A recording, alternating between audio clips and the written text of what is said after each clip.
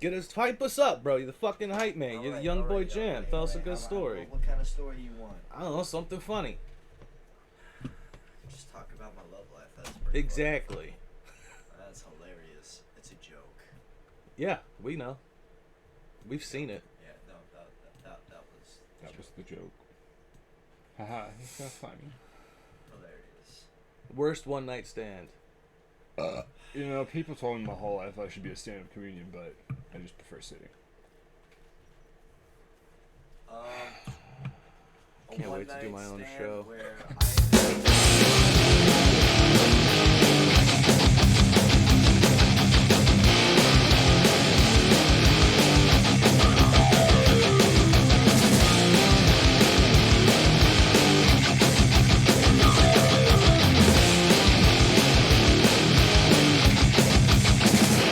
it's fucking garbage, bro. That's not the story he told me when he got here. He told me that he got snowballed. Snowball. I'm Uncle Trip. I'm What the the fuck is that? kid. Oh my. Oh yeah, we've been. Oh yeah, for Yeah. a minute and Yeah. 6 seconds. Oh yeah. So you got snowballed. We're Uncle Trip and the Cooge, and this is a wrestling podcast. I'm out. All right, young boy Jam, would you like to start us off with our first question?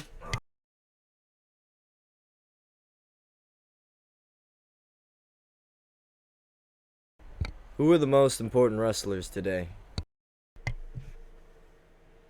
Go for it. Start off. Well, I mean, you got to start with like, I say the whole crew that went and founded AEW, basically. Yeah. Your Kenny Omega, Cody Rhodes, Young Bucks, Hangman Adam Page, Dustin Rhodes. Yeah. Like, those guys changed the fucking landscape of the entire game. I mean, with the help of Jericho, obviously. Yes, yeah. Who's one of the most important wrestlers since the 90s. I mean, yeah, he's been fantastic his entire career, and like to think that he's been going for 30 years and still going. Like, he's 50. Yeah, still going hard. Still going. I wish he would stop doing his fucking lion salt, but I actually told someone recently, watching Chris Jericho, he hit the lion salt, and I looked at them and I said, you know, the Cooge cringes super hard every time this happens, and he gets nervous. every time, bro, Yeah. I think he's gonna snap his neck, and then boom. The last time I saw him do it, he literally right off of his head. I'm just like, oh my god! made it. It's like he's gonna snap his neck one day, dude. And I mean, besides even AEW, the Young Bucks reignited tag team wrestling. Oh yeah. They made it more than relevant again. When I saw them versus the Lucha Bros, I was just enamored. I was like, okay, tag team wrestling's actually coming back, and they actually. It wasn't just two dudes tagging in and out doing their own thing. Like, this was innovative to a whole nother fucking level. Yeah. New Day. Yeah. I think New Day. I mean, it's a completely different work style. It's a completely different work rate. But they're so good. They're my favorite WWE tag team. Yeah. They're hilarious. That last match I saw Woods in where he started yelling. The WrestleMania match against AJ and Omos. Yeah. He just started yelling at AJ during the match. I mean, they You're both not were. a tag team wrestler, AJ. Are you even registered? And then they did the unicorn stomp, which I love. It's one of my favorite tag team moves. I mean, if you think about it, they're really the only actual tag team. Yeah. Like, actual tag team. And then on the female side, you have one actual tag team. Like, it's weird.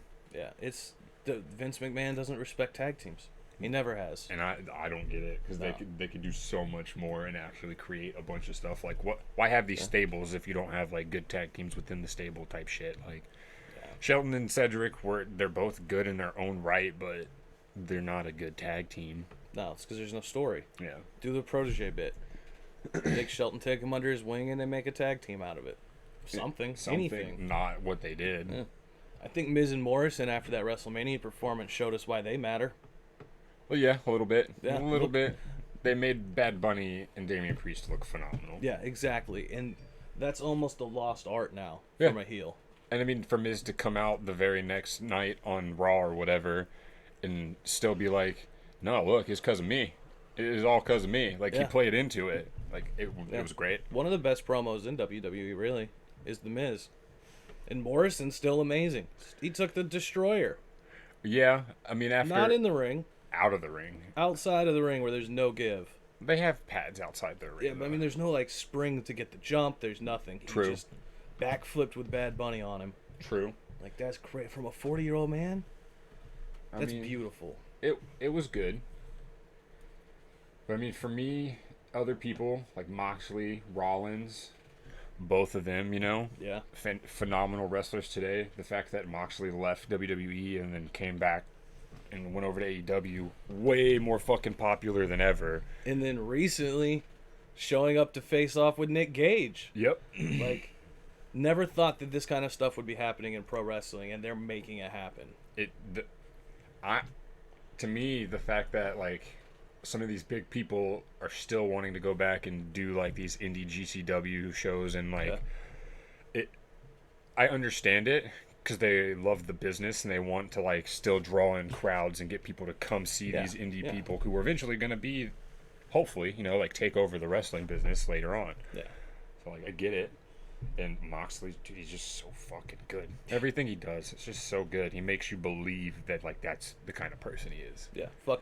No, there is no more Dean Ambrose. No. That's gone. That'll Everybody's never forgotten. happen again. John Moxley's the man. I didn't mind the Dean Ambrose thing, but I hated how fucking like crazy they made him seem. Yeah. It was silly. It was very silly. Yeah. It's like they took a bunch of good ideas and then threw a comic book splash on them. He still takes bits of that and uses it now, like when he gets in the ring, and he's like throwing his body around and like cranking his head and shit like that. But it's not to that extent that they had him doing it in WWE. I hated it. Yeah. And females, Bianca Belair, Charlotte Flair, Io Shirai, Britt Baker, like all of them top females right now. Yeah. Showing us that female wrestling should have mattered the last 40 years when it hasn't. Yeah. They should have been treated with more respect and do like Thunder Rosa, coming from so many different places and just putting on amazing match She's after match. only been doing it for like 5, maybe 6 years. I think she's going on like her 6th year total. And she's killing it. Doing great. Britt Baker keeping the women's division relevant over at AEW. Yeah. Holy shit, she's good. Because they're not doing shit with the women, really. Like, they have a bunch of really good ones, and Hikaru Shida's their champion, but, like, we barely ever see her wrestle. And she's been having these, like, weird matches on Dark and, like, these huge tag teams or whatever that don't make any sense. Like, yeah, they could do a whole lot more there. yeah. The Fiend. I mean, hands down, he's the next iteration of, like, The Undertaker. Yeah, and he's keeping the like, hard gimmicks alive. Like He's the only, like, true gimmick right now, I'd say. Like, true gimmick. We don't have a whole lot of people digging that deep. Nope. Or being that creative. Yeah. That I almost want to say edgy just because he's pushing the boundaries of like what modern day wrestling fans traditionally have enjoyed, which is realistic characters, which is people with their own personality shining through, or amplified versions of themselves. And then you have a demon and a guy with a split personality, and we don't really know if it's supernatural or what the fuck it is. There's mystery to it. Yeah. And he got burned alive. How often is that happening anywhere? But I wish there would have been some kind of a bigger transformation at the Mania comeback. Yeah. They're gonna be leading up to it. I think something has to change. He's gonna either grow stronger, or they bring somebody else into the mix, or something's gonna happen with this whole supernatural thing. They lean in a little further with getting Alexa Bliss involved. Well, I mean, that's the thing. She's been the catalyst while he's been gone this whole time, and then on his comeback at Mania, like big comeback, she turned on him apparently. Like they didn't make that very well known during Mania, but on Monday they made it abundantly clear that her and the Fiend have now split up. She thinks she's more powerful supernaturally, than the Fiend. So now it's kind of up in the air right now. Yeah. But he's the gimmick that he has, and him as a wrestler, he's so good. So many options. Yeah, you can do anything with him. Yeah. Put him with anybody, really. All right, let's get the next one. Yeah. What are your favorite championship belts? The World Heavyweight belt from WCW that eventually merged into WWE. The when big the buyout. gold belt. It's just the most iconic heavyweight belt to me, especially from my childhood. Like, I love that belt. We've seen everybody hold it. David Arquette, ready to rumble, bro. Ric Flair. I don't know, to me, I think the reason that belt was so, like, big and impactful was, like, when it transitioned over, Triple H had that big reign with it early on in like 2002, 2003. Yeah. And that was really good. It let us know he was going to be a big deal for years to come, too. Oh, yeah. I mean, look at him now. I have a feeling here soon, him and Stephanie will be running the company. Oh, yeah. More classic belts. The Intercontinental strap with the yellow strap. That was a good one. Yeah, I loved that. It was such a good look. I love anytime they color the strap, it looks amazing to me. It just stands out and it's a little bit different and it matches whoever it's with. To an extent, look at the tag team belts currently. Just because they're blue and red doesn't make them look good. Yeah, well, that's fair. That is fair. Those are bad designs overall, though. They're terrible. I hate those belts. Need a severe fucking revamp. I mean, are they better than the gold penny belts? The what? The penny belts? I don't know what the fuck you're talking about. Oh, it's just round bronze belts. Had them a few years ago. Not good. I don't know, bro. Like, if a belt's so bad I can't remember what it looks like. I don't even know what belt you're talking about. I mean, I don't know what the tag team belts look like now. That's how bad they are. I don't know. No idea. I know, like, on the plaque or whatever, it's like two Spartan helmets, like, mirroring each other, like, back to back or whatever, symbolizing, like, tag team, I guess. But they don't make any sense, and they're I hate them. They're so bland. They should make them kiss. No. Fuck off. Two warriors kissing, like it should be. The old school hardcore belt. Yeah, that was an awesome Just belt. a battered and tattered belt. Yeah, And just mixes of all kinds of different shit thrown together. I loved it. and it said hardcore. Yeah, I mean, Molly Holly had it at one point, and it was funny. Gerald Briscoe. Yeah, a lot of people had that. Yeah. And I hate that it's kind of become a meme of itself with the 24/7 belt. Yeah, they're just trying to squeeze the comedy that the hardcore title had with all the Crash Holly 24/7 stuff. Yeah, but that shit was actually good. Yeah, the it shit was with amazing. R-Truth is pretty horrible half the time. Yeah, it is. They used to chase Crash Holly through playhouses and airports and just anywhere that he would be. Just to try and get his belt. Yeah, shout out the Mean Street Posse. You have any more? Yeah, the Winged Eagle.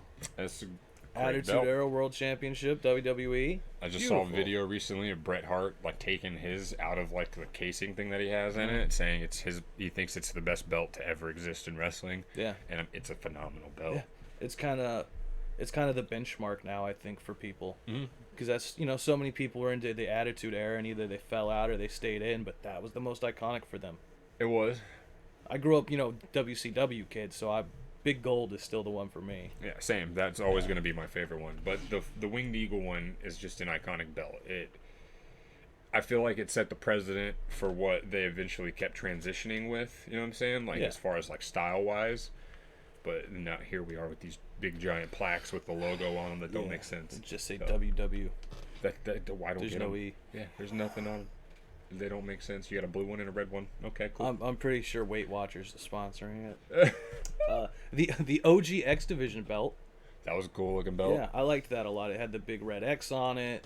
It let you know what it was. It didn't just say TNA plastered across the entire face of it. Yeah, when I was putting this list together, I saw the new one, and like, it's not that bad, but it's not as good as the classic. It's not that it's harder to read, in my opinion, yeah. of like what belt it actually is. The one current belt that I'm a big fan of, though, is that NWA World Television title. Yeah, that one was pretty dope. Yeah. I preferred it with the red. Once you said it had a red strap on it, Yeah. it was way better than Yeah. the black one. But all that red with the gold, it looks really good. Yeah. Yeah, I like that design a lot.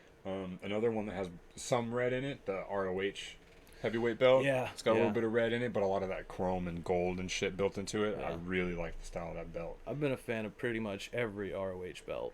Yeah. All of them are good. There's got some silly ones like the 6-man tag belt. Like now, it's what it looks like now is kind of weird. Yeah.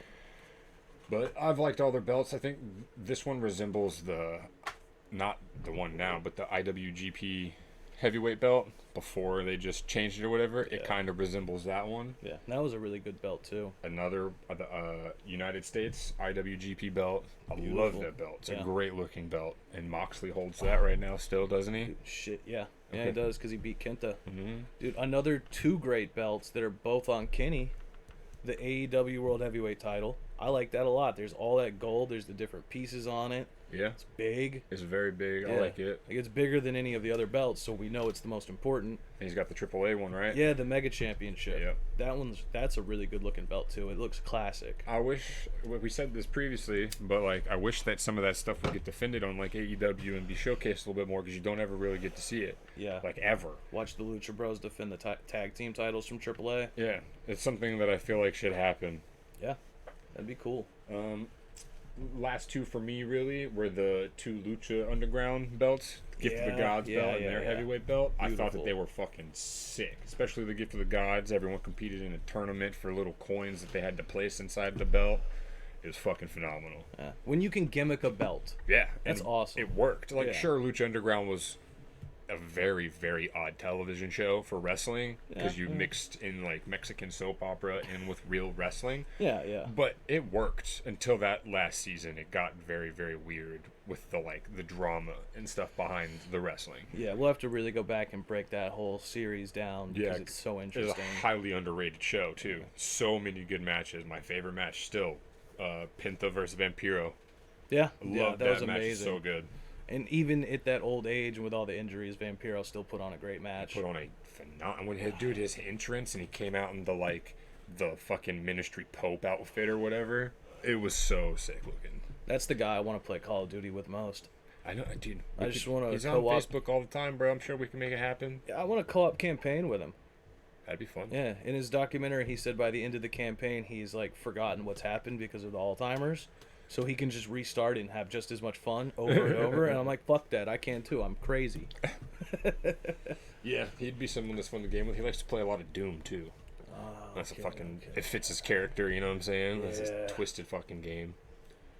Well, that's it for me on the belts. Really, there's Yeah. there's a lot of iconic belts, like that one they did for Taker for his 30-year. Like Yeah. they pulled pieces from the Winged Eagle, the the World Heavyweight Championship belt. Like Yeah, you've got your old school NWA titles that were all pretty good.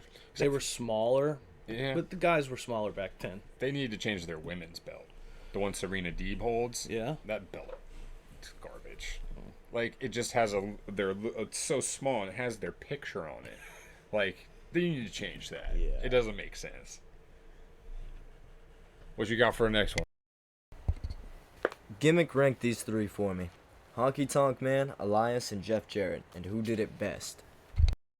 All right, let's start with our number threes. I'm curious. Who's your last place out of these three? Double J. Double J, really? Yeah. He's your last. He's my last. All right. All right. I Because he mean, didn't stick with it. He changed. Yeah, you have to evolve. Yeah, but then He went back and forth. but when the TNA version of him where he still carried the guitar, but This was, is his signature weapon by that point. it didn't work though. Yeah. He had changed the gimmick too much. Did you hate him? Yeah, I fucking it worked. despised him. It worked. But when it comes to like the three, he's my last, All right, my number three is Elias. which is Because hilarious. I don't really see him as, it's not much of a gimmick, him playing guitar. He's just a great musician. Like, he plays really well. He can sing. He's doing these live performances. It's not much of a gimmick to me. He's just a guy who sings. I guess. And But like, I think why are that's- you here? Why are you wrestling? Jeff Jarrett at least had a reason. He was wrestling in Memphis and in the Southern Territories and shit in WCW to get his country music career going. But he didn't even sing. Well, he never He was won a Road title. Dogg. Yeah, that's why he had to do it in wrestling. He had to become the world champion so that country music would respect his terrible skills. Yeah, I liked that aspect. That's why he's not my number three. I think it's Elias, and I like Elias a lot. I like all three of these guys a lot. I do too, but Double J he was my least fucking favorite, bro. Alright. Who's your number two? All right, my number two, Honky Tonk Man. Same. Yeah. The Honky Tonk's Yeah. my number two. I never hated him, but he was always supposed to be a fucking heel. And really, he was just a bad Elvis impersonator that stumbled into a wrestling ring one night and was like, I'm going to stick around. I like Jack Daniels and ring rats. But it worked for him. It did. Like that, just pretty much ripping off Elvis into wrestling. Like it worked. And he never changed the hair. No, After it's he still retired. Still, like you can go look at any interview he's done. You know what I'm saying? And like Yeah, that tons hair, of shoot interviews. That Like, hair's not gonna change ever. bro, big shout out Kayfabe Commentaries. They've done a lot of work with him over the years, and he gives a very interesting shoot interview. Okay. It's very fun. Not as fun as New Jack, but what is?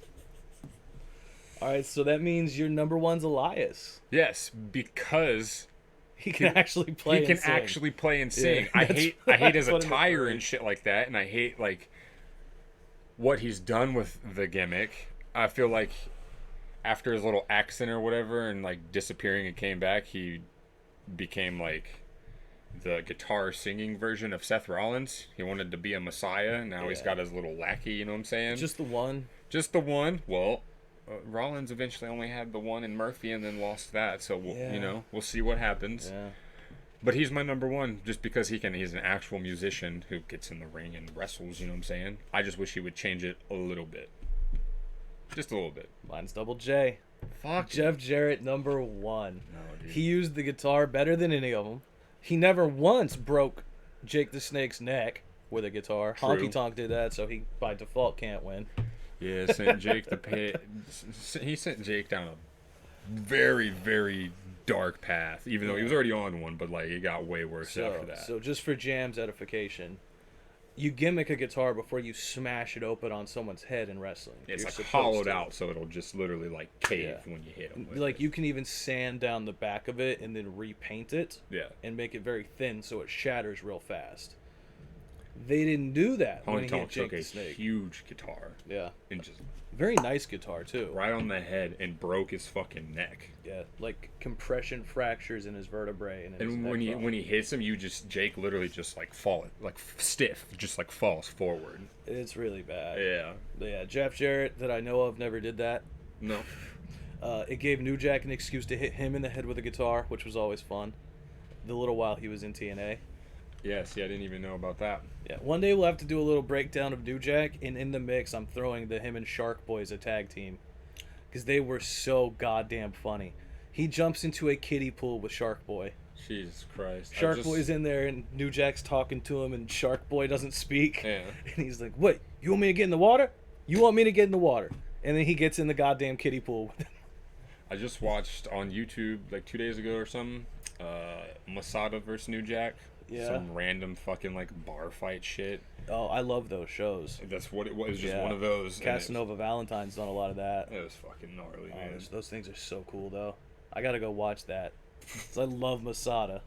I've been watching a lot of stuff. Like I watched him versus Sabu, and I mean that one wasn't too good of a watch. You know what I'm saying? Sabu shouldn't have been wrestling at that point, but it's still interesting. Of course. Mhm. They're still legends. Yeah.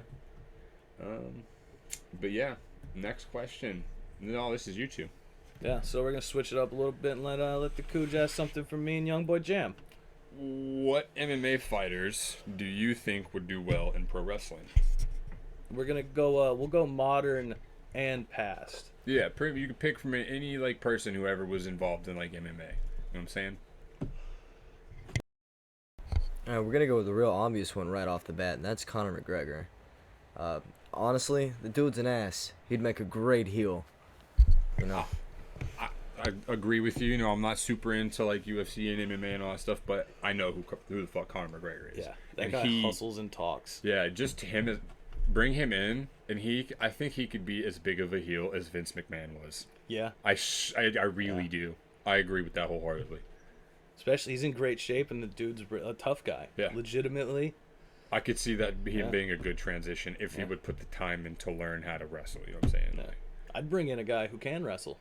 Derek Lewis, the Black Beast. I don't know who that is. Oh, he's fucking hilarious, and he's dominant. He got a win, took his pants off, and then when he went to do his interview in the ring still, he put his pants back on. And Joe Rogan said, "Derek, what'd you take your pants off for, man?" And Derek Lewis looked him in the eyes and said, "Because my balls were hot." Derek Lewis once told a female reporter after the fight, "Derek, why'd you finish it so fast, Rada?" And he said, "Whoa, I had to poop. So I had to finish him fast so I could get back here and go poop." Like, just if you're gonna follow a fighter on Instagram, it's Derek Lewis. The guy is fucking gold mine, and he's a tough guy. He's legitimately a bad motherfucker. All right. Yeah. He once won a fight, got on the mic and says something like, "Watch out, Amy, you gonna get it tonight." His old lady. Okay. Okay. All right. You got another one? From one championship, there's Alon Galani.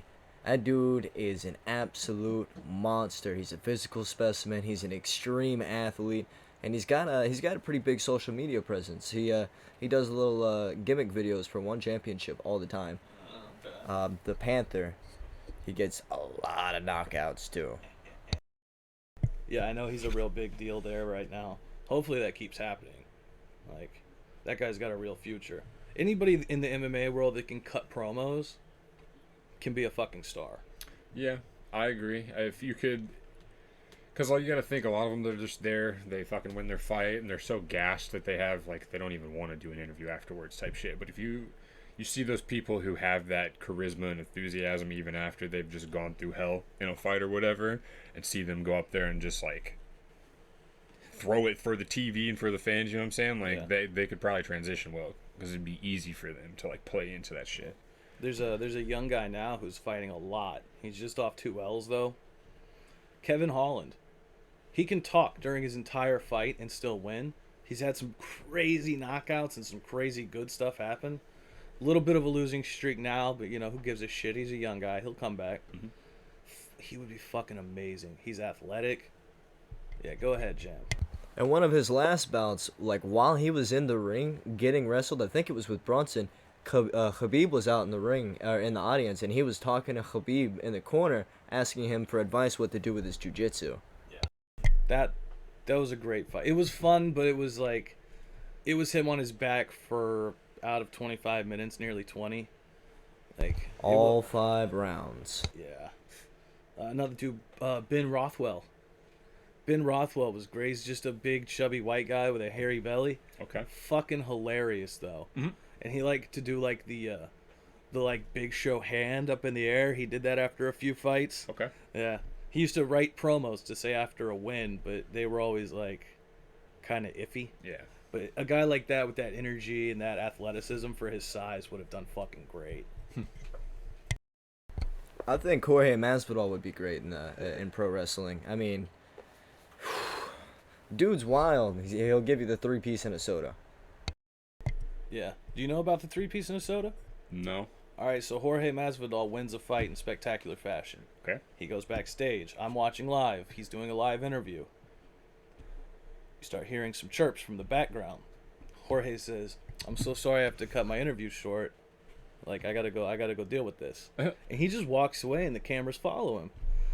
Leon Edwards, an English fighter, they're in England. Yeah. His whole crew and team are walking up. Leon still has his hands wrapped. This is right after his fight, I believe. He walks out and he starts talking. Jorge walks up with his hands behind his back. There's a guardrail between them.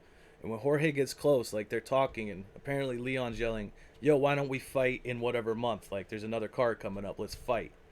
So Jorge walks up, hands behind his back, and then just boop, boop, boop, boop. Gave him a 3-piece and a soda. Punched him 4 times in the face. All right. Yeah, bled him. All right. So that's where that saying all comes Is from. he the dude that came from the fighting shit with Kimbo Slice? 100%. Yeah. Okay, I've seen those videos. Yeah, some backyard fighting. Guy's amazing in every. The guy seems to be like what you would call a legitimate tough man. Yeah, legitimately a tough guy. All right. Amazing on the mic, great attitude. Bring a guy like Francis in. Francis Ngannou, current world, the heavyweight champion for the UFC. He's fucking, you want to talk about specimen? That guy, like, you don't get a better build. He's got the strongest punch in the world. He hits you, what was it, a Ford Escort? He hits you with the strength of a Ford Escort. And I don't mean at 30 miles an hour. I mean at full speed, car wreck. That's how strong his punches are. Jesus Christ. Yeah, it's insane. Bring a guy like that with that much like tout and clout behind him. Yeah, but I don't think that would work though. Because look at how long and how used to he is to hitting that hard and shit like Yeah, that. that's Him fair. transitioning over probably wouldn't do so high. All he's got to learn is one punch. If he can have one working punch that doesn't really knock someone out, that's his finish. Big Show had the WMD. Imagine Francis Ngannou doing it. A guy you know hits that hard. Maybe. Teach him a body slam. That's all he needs.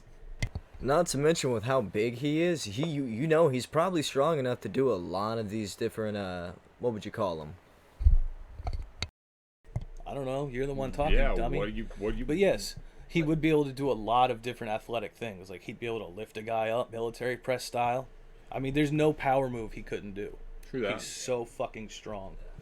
Wish Rampage Jackson stayed in the mix.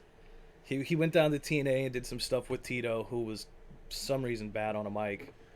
I mean, it could have worked just because of how like he portrayed himself in that company. You know what I mean? Like, Yeah, he's hilarious. or what was it, The Ultimate Fighter, when he coached that? You know what I'm saying? Just like getting so pissed off from cameras, ripping down doors and shit. Like Yeah. he could have easily brought himself into the WWE and just kept the same thing and transitioned over. Wore a chain. So he came out when he fought in Japan. He always had a big real chain on. All right. Yeah, amazing. Y'all got any more? We can go ahead and move on. Okay. Well, while we're on the subject, what martial artist do you wish had been in pro wrestling? Did you actually finish your list, or you just come up with a couple? Well, I picked one of my personal heroes, Michael Jai White. Of course, you stole mine. You can't steal Michael Jai White. He's all of ours. I love that guy. I've watched him do interviews on DJ Vlad, and he's just a fucking blast. Plus, he's a bad motherfucker. Like, he can legitimately kickbox. Oh yeah, well he's had like a bit of a career resurgence type deal or whatever. Yeah, like, yeah. He was in Machinima like years ago when they were doing like live action Mortal Kombat bits. They brought him in to play Jax for an episode and like a little bit of a story, and he was on Arrow too. They brought him in as a villain for Arrow. Right. It was like a one-off at first, but then next thing you know, he's popping back up later on because they're breaking him out of prison for help type shit. And he's an amazing actor in Yeah, person. he's all around good. He's done a lot of those like MMA type low budget movies as well. Like I Yeah, haven't yeah. watched a bunch of them, but I've seen a few. Oh, shit. That's a video idea. What? Michael Jai White Marathon. Okay. Just watch some of his newer stuff. Because you have a guy who can legitimately fight and has done combat sports doing stunts. Yeah. Like, he does his own stuff, and he's helping coordinate all these movies. Oh yeah. It'd be amazing. I mean, go ahead. It looks like you only got one more. I have 12 more. Jackie Chan. One of the greatest stuntmen of all time. Like, Hurricanrana, no problem. Yeah. Tilts a World Takeover, no problem. Head Scissors, no problem. That guy could do anything. Yeah. Meteora, Okay, like take him. Let's say he never had his like acting career in the mix, or whatever, and he actually came in through pro wrestling. His like drunken style for that he did in that old yeah. movie or whatever, that could have been a great gimmick and character for him. Just like drunken martial artist. yeah, an amazing actor, amazing martial artist, great stunt man. Like, he would have been unstoppable as a pro wrestler. His work ethic, holy shit. Yeah. Jackie Chan would have killed it. He could have been a huge power horse in the early day, like 90s or like 80s, 90s. He probably could have like revolutionized, done way more high flying stuff earlier on than a lot of people probably would have been willing to do. Yeah, and with how good he is, his technical wrestling would have been great. Yeah. If he'd learned that art. For me, I've got not a huge list, but a little list. Donnie Yen from Ip Man. Yeah, yeah, that one's pretty obvious because Dude. he can do anything. He's such a Yeah. good actor too. Like, trying to transition him into I don't like. It's hard to figure out like what exactly their gimmicks would be. You know, transitioning into wrestling, but like Donnie Yen, I think would just be awesome after watching just the Ip Man movies, and he's done way more than that since then. But They're also very creative. If Yeah. you look at Jackie Chan, Donnie Yen, Michael Jai White, like they would have figured out a gimmick. Wesley Snipes, bro. Not Yeah, a lot of yeah. people don't want to like throw him in a martial arts category, probably, but he Blade was a badass. huge martial artist. He almost fought Joe Rogan. Blade, he did all the Blade movies. You know what I'm saying? Yeah. So like that could have been, if Blade wasn't a thing, that would have been a great gimmick. Speaking of which, do you know if he did his own stunts in that movie? In Blade, I'm pretty sure he did a Most. majority of them. I would assume he did. The martial arts parts, at least. I definitely did all the Yeah. martial arts shit Yeah. for a fact. He's been a huge nerd for martial arts, just like the rest of these actors, basically. Like, Yeah. he grew up on it. Like Steven Seagal. I would only want to see Steven Seagal in wrestling if it was him and New Jack in another fucking scaffold match. Let's get And it. watch him throw him off. Because Steven Seagal is just like Mr. Tough Guy. He's like, he pisses everybody off. You know what I'm saying? He's like a taller, less fat Paul Heyman. Ugh. Tell me I'm Fucking- wrong. I hate Steven Seagal so much. I'll put that challenge out now. Jean-Claude Van Damme. Yeah, he would have been fun. Imagine You remember we were talking about in like a RVD retirement match or whatever? Jean. Jean-Claude Van Oh. Damme versus RVD. I'm gonna out the mark dummy I was as a child. I thought they were related. When I was a little kid and I heard of RVD for Dude, the they first kind time, of looked alike. You know what I'm saying? Like, I was like, "Whoa, why is his last name Van Damme?" And then I'm pretty sure the asshole neighbor kid, rest Told in you. peace, was like, "Bro, that's Jean Claude's little brother." So I just bought it for a few years. and this just because of the movie itself, Steve Odekirk from Kung Pao Enter the Fist Yeah. just transitioned that character into wrestling, please, Fair. because it could have been like. I mean, obviously they fucked up by doing the whole Eugene character, you know what I'm saying, back in the day. Yeah. But Shout out Nick Dinsmore. that could have worked, you know what I'm saying, like the Kung Pao dude, because he was not the brightest bulb, but actually did some kind of martial arts shit Yeah, and made yeah. it was fucking hilarious. All right, so this is gonna be a weird one, but could you imagine 1996 Bret Hart feuding with Chuck Norris? That would have been great. Yeah, I Walker, think Norris Texas would've been Ranger, great. or Yeah. you know what I'm saying? Like Texas come in Ranger and coming just in. use his martial arts as like finishers and signature moves, like Aleister Black uses the spinning back kick to the head. Fade to black. Yeah, give that to Norris, Yeah. or put him with Shawn Michaels, super kick versus side kick, and then super kick goes over. That could have worked. Well, I wonder why Chuck Norris never wanted to do wrestling.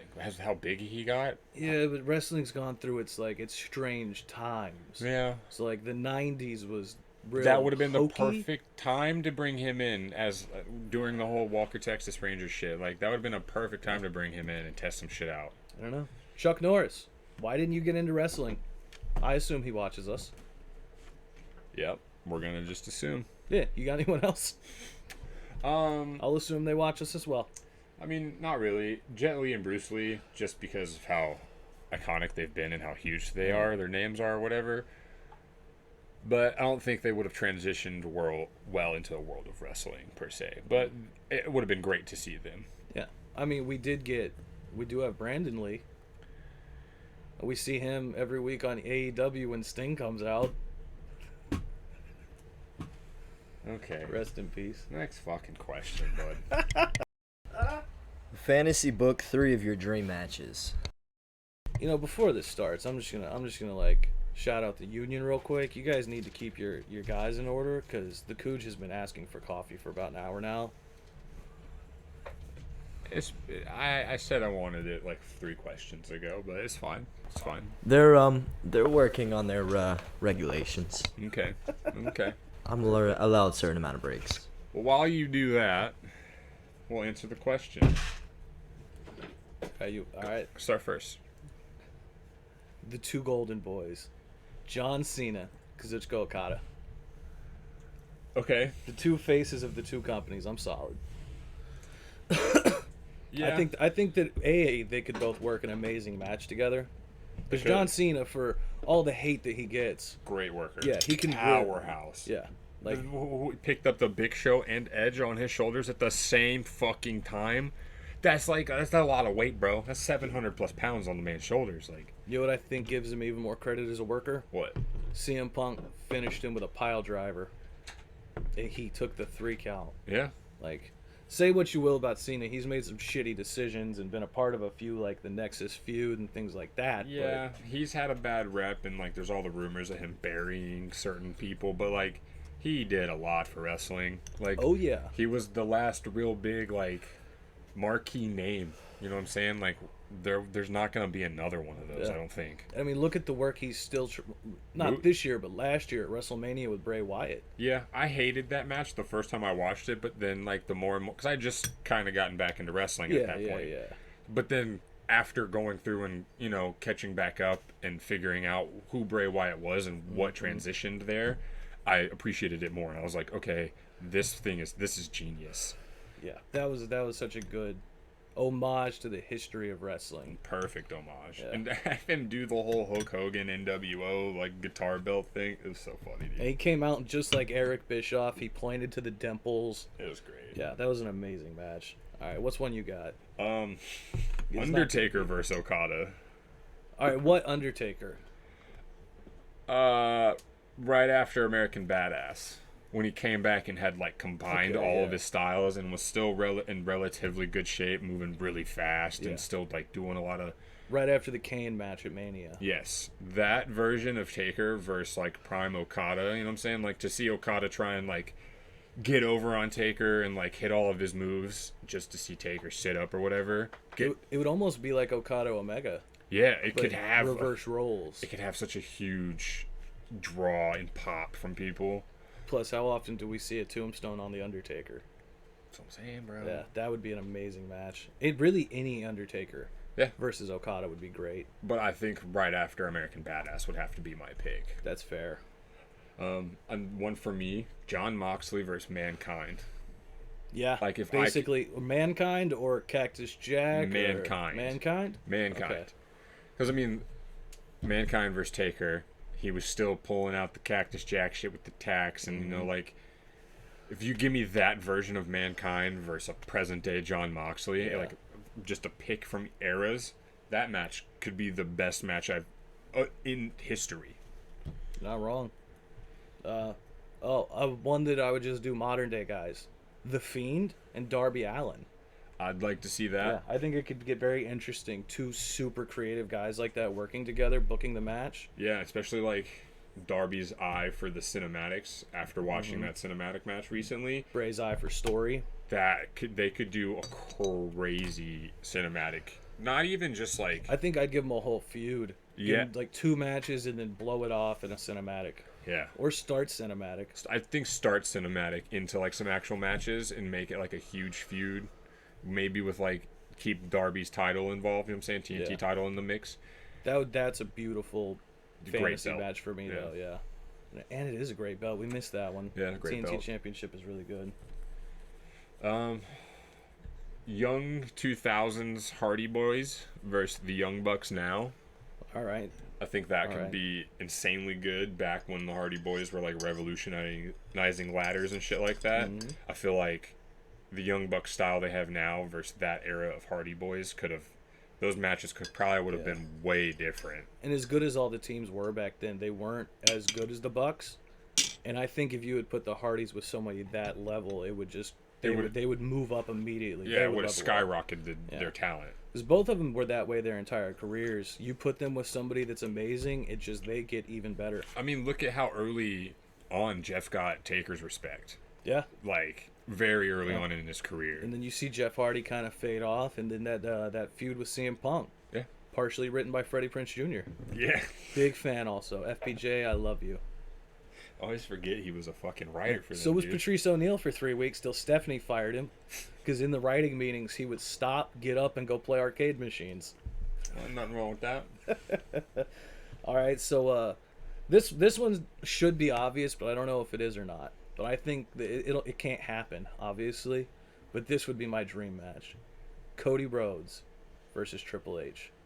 Throne for throne, crown for crown. Who's the king? And I'm talking like now Triple H. I don't need him from any other time. Right now, still in great shape, still could work a match versus Cody Rhodes right now. I don't think it could happen now. Not right now. Not with how Triple H is now. Maybe go back to like 2014, right when he shaved his head. Maybe that version of Triple H, because he had started to get a little old, wasn't wrestling as much, but could still put on phenomenal matches. Because that was right after the Taker feud. Maybe that version. I think that would work. I'd like to see it right now so Cody could have a chance to win. Because He would fantasy have to booking win. even Triple Yeah. H usually gets the win. I mean, yeah. Unless he fucking hurts himself right into the match. Oh, let me just pull my pec real quick. All right, I threw a fourth one, even though we were supposed to go 3 and 3. Yeah. And this one just kind of came to me earlier. Kenny Omega, Okay. Seth Rollins, Okay. Tanahashi. Okay. Yeah, put those 3 in a fucking ring together and just let them do what they do. Yeah, because Seth could pull out all of his shit that he doesn't really do anymore. Yep. And they can take it. Like, he could do Yeah, they buckle could- bombs to them into the barricade without ending their career. Yeah. Yeah. I mean, he's pulled that one back out recently, and he's It's a great move. It's just, like, don't do it on 60-year-olds. yeah, You not know? not Or Sting. Finn Balor. I picked a couple other ones. I had a young Rey Mysterio versus Penta.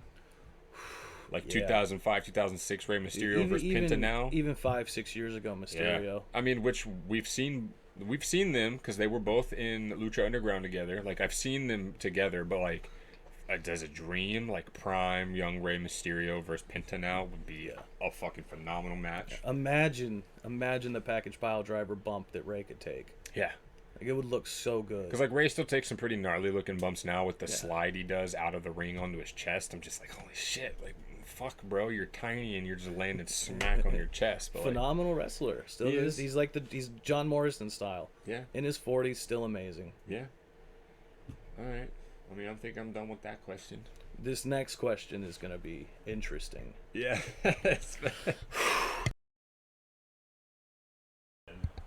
If you could build a physical pro wrestling Hall of Fame, what 10 wrestlers would you induct first? Choose 5 each. All right, so Jam, I'm gonna go ahead and have you flip to a clean page and write all these down because we're gonna save this. I say we do it once a year. Maybe Okay. we start doing it closer to WrestleMania. Okay. Oh, Oh, good on you. You're not gonna get docked for being late today. Made up for it right there. Look at that. I love him again. I said his name earlier, and I'm gonna say it again. My number one fucking pick is David fucking Arquette. He took so much shit for doing that fucking movie and actually winning that title, and got berated in the wrestling world forever, just to come back after his acting career kind of tumbled, put on some crazy death matches, and bring himself back into the mix. You're like, you know what? Fuck you guys. I can actually do this shit. Had a heart attack and then did a death match right afterwards. Fuck that. David Arquette, bro. So I think that for something like this, we should both have 1, 2, or 3 vetoes to be like, no, I don't want them in there. Not going to use it on old Arquette. Okay. For this reason alone, that documentary brought more fans into wrestling. Oh, yeah. So it did. he is important to the business. And he gave very back important to the business. Yes. Which is what matters the most. They shit on him so much, and he didn't fucking care. He still came back. It still was like, no, I'm gonna prove myself. I've even watched him laugh about it in interviews and be like, what's the worst thing that ever happened in wrestling? And he goes, putting the belt on me. Yeah. Because everyone says it, fuck it. And now I like him. I got nothing against him. I love David Arquette. I don't like that he's number one. I should have gone first. Nope. I don't like David Arquette becomes number one in David the Uncle Arquette. Trip and the Cooch Hall of Fame. First one, bro. All right. Well, then for me, I'm gonna go a more traditional route since you've apparently gone fucking crazy today. I'm going with the classic, the Nature Boy, Ric Flair. Okay. I can't argue that. Yeah, one of the guys that would be on the Mount Rushmore of wrestling, 16-time champion, bro. and really more More, yeah. if you count all the other belts, Yeah. like But some they only NWA and AWA, WWE will only recognize 16 of them. which is horse shit. There's like 28. Yeah. Shout out to Dave Knows Wrestling. He did a whole breakdown on how many reigns Ric Flair's actually had All right. of world championships. All right. Yeah. All right. So who's next? Triple H. All right. Yeah. No fight there. I mean, like, as impactful, especially to me when I was a kid, like in the DX days, and then right after that when he left and actually like time to play the game, like That Royal Rumble match with Mankind. so good. Holy shit. That's when I was like deep into it. Yeah, I was Oh. enamored by wrestling as a kid at that point, and like Triple H was just my favorite dude to watch on TV at the time. Like, I loved it, and still to this day, like, if he came out and actually put on a match, like when they did the little Randy Orton thing or whatever, not too long ago in the Thunderdome, Yeah. I was like, okay, is he actually gonna do something? And he sort of did, just for the Fiend to show up or whatever. But I would still pop to see him come out, especially for doing one of those crazy Mania entrances that he always had. You know who he's supposed to wrestle if he comes back? Who? AJ. AJ Styles has been pestering him ever since he got to the company for a Mania match. Okay, I would like You to and see me, that. man. You and me. I mean, Alan and Paul. if AJ was able to get Taker to agree to that match, he's got to be able to get Triple H to it agree would to be something. a great match. Yeah. But every time Triple H talks about it, and he's like, everyone still has the itch, but I'm in a position where I don't need the itch. Like Yeah. I'm booking wrestling. I mean, true, but he's got to miss it to an extent. Lifting weights and just booking can't be enough for him. He's got to miss being in ring. And I know he's got the whole NXT shit or whatever, and it's like, It's his baby. it is, but there's got to be some part of him that misses coming out. You know what I'm saying? I don't know. If I had a chance to book for a company as big as the WWE, I would give up blowjobs.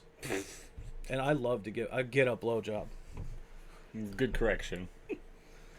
All right, so I'm gonna go more even old school. Keep it old school and keep it traditional. Someone that everybody has loved to appreciate. Someone hilarious, badass, legendary, and with the hand bigger than a can of cola. Andre the Giant. Andre the Giant. Yeah, the man, the myth, the legend. Yeah, I remember the first time I saw that fucking picture of the can in his hand, I was just blown the fuck away. Yeah, I just thought I beer didn't cans believe were it. tiny back in the day. I literally didn't believe it. I Yeah. thought that they had like cropped it or something. Have you watched Jake the Snake Roberts on Rogan? Yeah, I've watched not all of it, but I've seen most of it. Yeah, he talks about Andre on there, A and lot. he talks a real great story about a road trip they took, where Andre drank 2 full cases of beer and didn't piss. Yeah. Yeah. I mean, the man was so large he couldn't use toilets. He had to shit in bathtubs. Yeah. And he couldn't really fit in like showers and stuff like that, so he like smelled all the fucking time, like.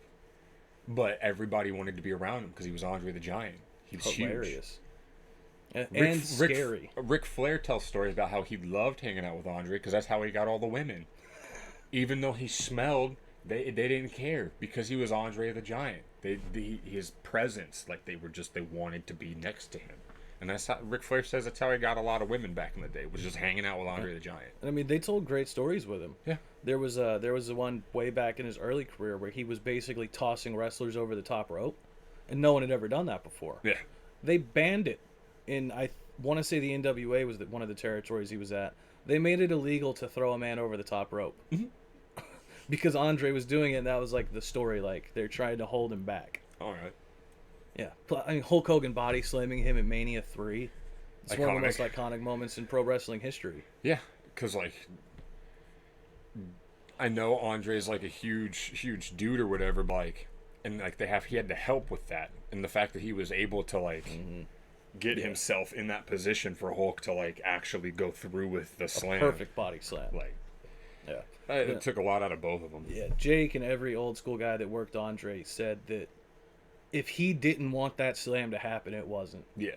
Like, he jumped up there and let it happen. Yeah. He had taken vertical suplexes from guys before just because he wanted to. Suplex me. And then, like, what are you going to do? Say no to Andre the Giant? No, you're going to do whatever the fuck that guy tells you to do. You're going to suplex that son of a bitch. And it's going to work because he's going to make it work. Yeah. So, yeah, he's definitely in there for me. I mean, to keep with the older, Macho Man Randy Savage. Has to be. has to be, bro. Just iconic. I love the Macho Man, bro. Snap into a Slim Jim. I love talking like him. They added him to Call of Duty, which is what I play every fucking day. Yeah. You know what I'm saying? Like, I can't get enough of him. Another iconic guy. Best rap album of all time. Joe Pesci. No. Country Grammar by Nelly? No. Macho Man Randy Savage. Oh. If you say so. I'm dead serious. But yeah, how could you not love the Macho Man? It's just that gimmick, bro. Like, what? It was the best thing in the world. Just this crazy, outlandish, flamboyant cowboy guy. Like, it was nuts. And he was such a good worker, dude. The flying elbow, like, I just loved watching him. Taking the snake bite from Jake. Jake peppering the fucking snake real quick and then going over and then just latching on to Macho Man. Like, All right. he was just such a good character, bro. All right. I'll go a little bit newer. Okay. And it's somebody that's inspired a lot of this generation, especially the women's wrestlers. Okay. Trish Stratus. Okay. During a horrible time for women in wrestling where they were treated like dog shit. She was actually trying to wrestle. Yeah, she shined through, and she Yeah. inspired a lot of the modern workers we have that have taken the women's division in WWE and fucking ran with it. Yeah. We had Sasha Banks and Bianca Belair headline a night at WrestleMania. And that doesn't happen.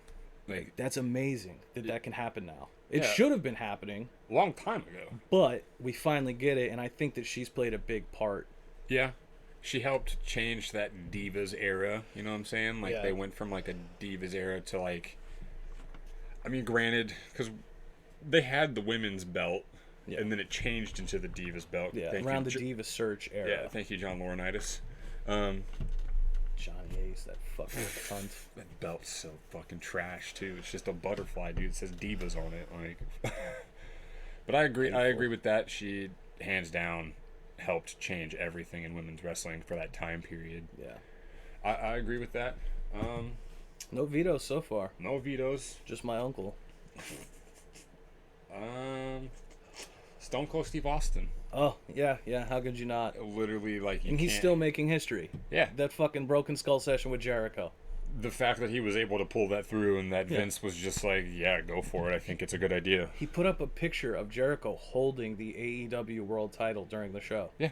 There's several pictures of him throughout of in AEW And throughout that segment. Jericho openly talked about how he felt disrespected by WWE. Yeah. He laid it all on the table. But I mean, it's not like Vince doesn't already know that shit. You know what I'm saying? So Like, he's probably never heard it. probably has. He thinks Jericho works for them. He thinks he's on a Legends deal. Right. I hope that report comes out. But yeah, Stone Cold, he changed the landscape of the game. Him, The Rock, Triple H, Shawn Michaels. Yeah. And I mean, even before he became Stone Cold, like I didn't know this, as a kid, but he was the belt, $1 million belt or whatever. Yeah, like, yeah. held that shit. Before that, he was at the USWA, and then he got called to WCW. Is that when he was with Pillman? I think it was before Pillman. I think him and Pillman got thrown together. But that Alright. might have been in USWA. Alright. It was a pretty big promotion in its time. Right at the ass end of the territory days when Yeah. WCW was getting big, but That- before Nitro. When he fucking left, though, like in 03 or whatever, when he was just like, nah, fuck this, and was just like done, he was walked like, away you from want me wrestling. you want me to wrestle Lesnar with no build up on a live TV Yeah. when we could sell this at a pay-per-view. Yep. It And was he was just just like, that's "Fuck irresponsible you, booking." I'm out. And stayed out. But we'll never forget 316 Texas Rattlesnake. Like, Nothing. never. Don't trust anyone.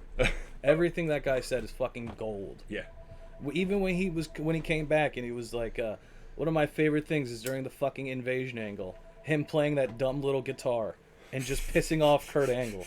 Yeah. Or when Vince is talking, it's either Vince or Kurt is talking, and every time they stop, Stone Cold's like, yeah, tell him how it is, and he Oh. just keeps going in. Dude, I didn't even like realize it until recently. I saw a video, but do you see how many fucking disguises Stone Cold used to put on just to fuck with Vince McMahon? Yeah. Literally He dressed would as be. Santa Claus and came down in the ring and stunned everybody. He'd literally dress up as like any part of the crew or just some random ass person just to get behind Vince McMahon and beat the shit out of him on camera. Like it was a great time period for wrestling. And it helped the WWE beat WCW in the ratings. Yeah, 83 weeks, Yeah, 83 weeks WCW was beating the WWE. and then you got bought out. Well, and then what happened is the WCW used to announce WWE results because they weren't live at the time. Yeah, So on commentary, they said, "Do you really want to see Mankind win the world title?" everyone immediately swapped channels. Yeah, they were like, "Of course we want to see Mankind win the fucking title." Cactus Jack, Mick Foley? And it Absolutely. killed them. They never were in the lead after that again. Yeah. All right, so another one for me. I'm gonna go a guy who you can call him modern, you can call him old school. Guy who's wrestled 5 decades, Dustin Rhodes. The ups and downs the that he's artist done. formerly known as Gold Dust. Yeah, the ups and downs he's gone through. A lot. The dedication to his character. Yeah, I can't believe he's even besides that, the fact that he even stuck with wrestling with all the shit he has gone through, Yeah. all the companies he's been through. The you know what I'm Black saying? Rain era. He's is a workhorse. You Dude, don't find people like that, bro. Like he's the embodiment of his father, but like in a different aspect. His dad stuck pro wrestling, wanted to change, revolutionize, and like all kinds of shit. And Dustin just wants. He's like, no, I can keep fucking doing this. Yeah. And did you see? I saw a picture of him yesterday in the gym. He has gotten ripped for his age. Yeah. One of the best. I think he's one of the best of all time. I- Like, if obviously he didn't get the spot, he didn't get the story or the Yeah. right gimmick, but if that guy was 30 today, Yeah. holy shit. Yeah. And I mean, his dad nicknamed him the Natural, and apparently Dustin didn't know that story until this last year or two. He did an interview. He did Unrestricted, AEW's podcast, and Tony Schiavone was telling him. Tony Schiavone almost cried. All I'm right. like, your dad told me he named you that on purpose. That wasn't a gimmick. Everything in this business came to you naturally. And yeah, Dustin, took that one pretty hard because he didn't know that. He thought it was just a nickname. No, I mean he truly was everything thrown at him. No matter how many times he fucking, even when he went to WCW, cut that fucking promo. Like, are you fucking kidding me? Or when he was 7. That's what I'm talking Yeah, about. When he yeah, cut that like he promo was at 7. 7. So he leaves WWE, is F at the time, goes to WCW, and they pretty much want him to be this like Undertaker knockoff. Same hat, the jacket, everything, but he's completely painted like white, white. And they had do this little like video package of him like peering through little kids' windows and shit. Yeah, that's how they're like presenting him as a character. And he came to the fucking ring first night on the business or whatever and just like, fuck this. This is completely fucked up, and quit right then and there. Goes right back to WWE to be Goldust again. Yeah, I think it'd be disrespectful to not have him in there. 5 decades deep and still Still going going. hard. I agree. He's a guy I kind of look up to, just on a personal level. Yeah. He's a good one. And he's fucking hilarious. Is that what, 4-piece? 4-piece. Okay. All right, who's your final inductee? I know this is hard. We both made pretty deep lists. Yeah, because like I have 2 tag teams that like. If you don't add a tag team, I am. And I'm gonna hate myself because I've got other Undertaker, guys I bro. want. Undertaker. Undertaker. I can't Okay. do a tag team over Taker. That's fair. Undertaker has to be in it. Yeah. 30-year career. Yeah. What can you even say about Taker that hasn't been said 100 times? Yeah. He's so fucking good. He changed, and it wasn't just like he cared about wrestling as a whole. The things he did behind the scenes for the business, like no one knew about that shit until recently when we got his documentary. You learned so much shit about him, and I was just like, holy fuck, like no wonder we liked you so much.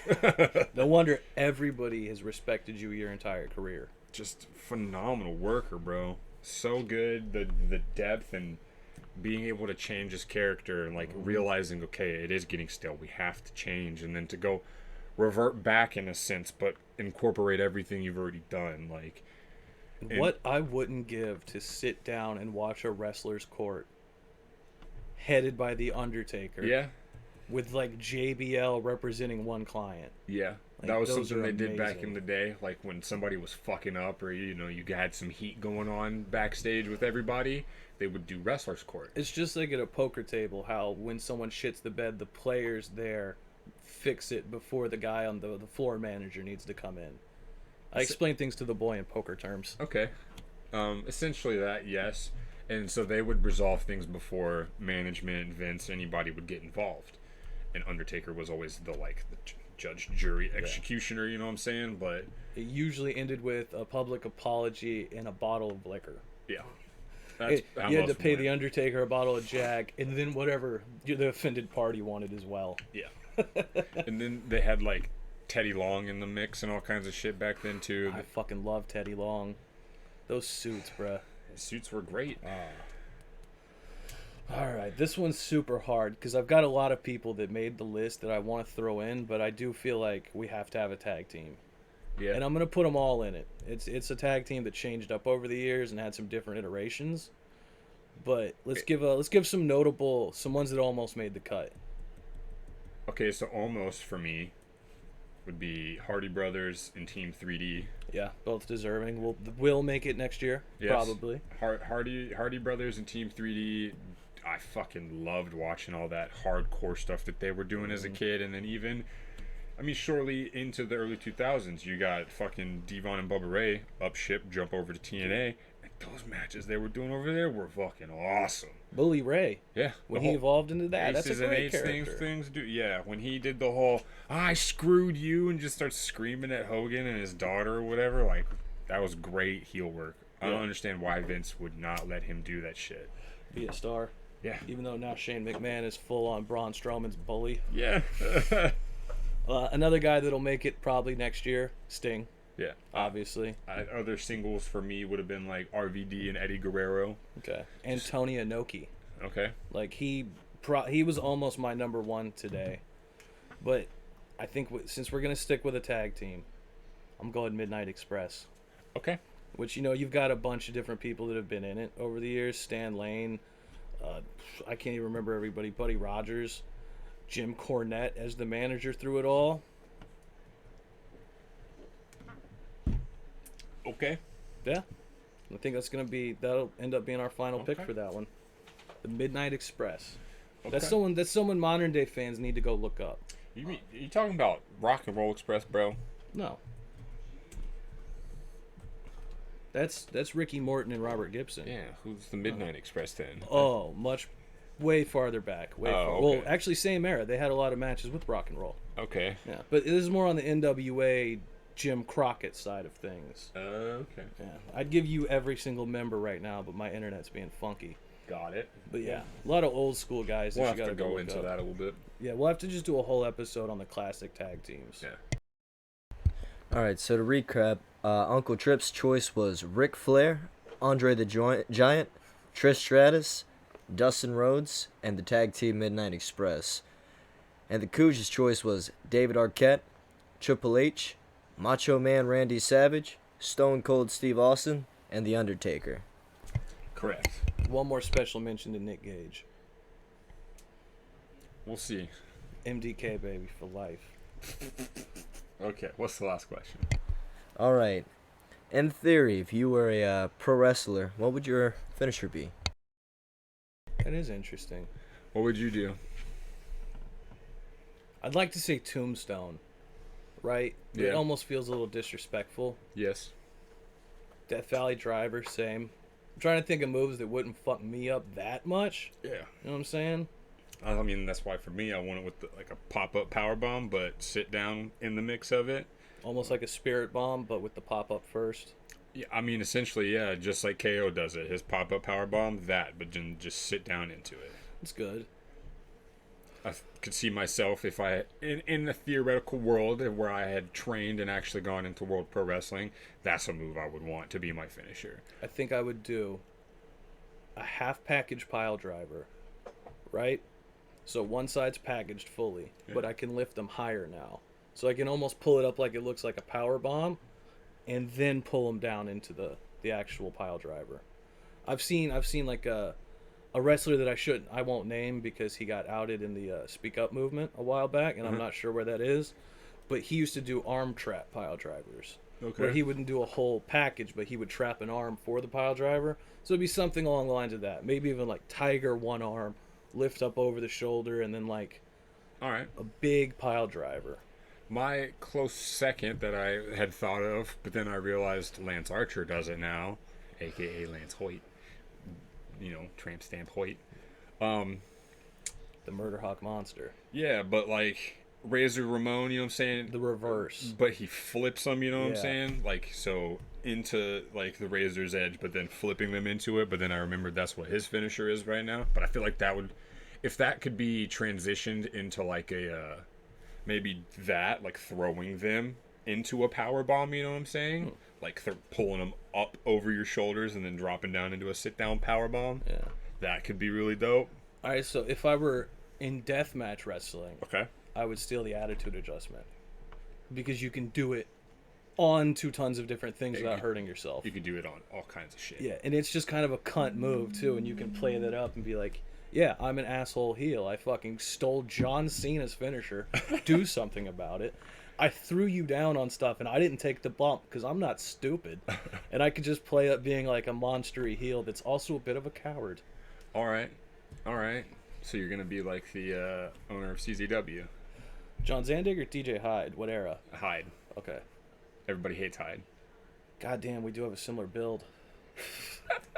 Shout out DJ Hyde and CZW. You bunch of pussies. But yeah, that's what I got for finishers, you know what I'm saying?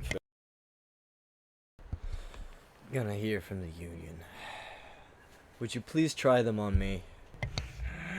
Yes, Abso-fucking-lutely. 100%. We'll make that a video. Only if it can be through tables. We'll talk to the union. I already I'm put sure one they have small tables. hobbit through a table. Yeah, he also can't be named because of certain speaking out movements. Shout out. All right. At the end, that was the last thing you want us to do moves to. All right, so we have to. You still have to work on your list of submissions. Yeah, still got to do that. And now we have a few finishes that we can try You out. still got to dig through the cake, too. Yeah. There's a lot of things that a young boy hasn't lived up to yet. He gives his word and backs out. What? It's true. Like what? The cake. Everything. Yeah, man. Bring the cake. Where's the cake? Why am I responsible for the cake? Because you lost. You did lose, and then you fucked me at WrestleMania. And I won. Yeah, Now so you definitely got to buy the damn cake. you made an enemy out of me till I win the trophy back. I'm a little terrified. As you should be. You want to sign off? Young boy Jam out. Oh, don't ever fucking do that again. I'm the Cooch. I'm Uncle Trip. Please like, comment, subscribe.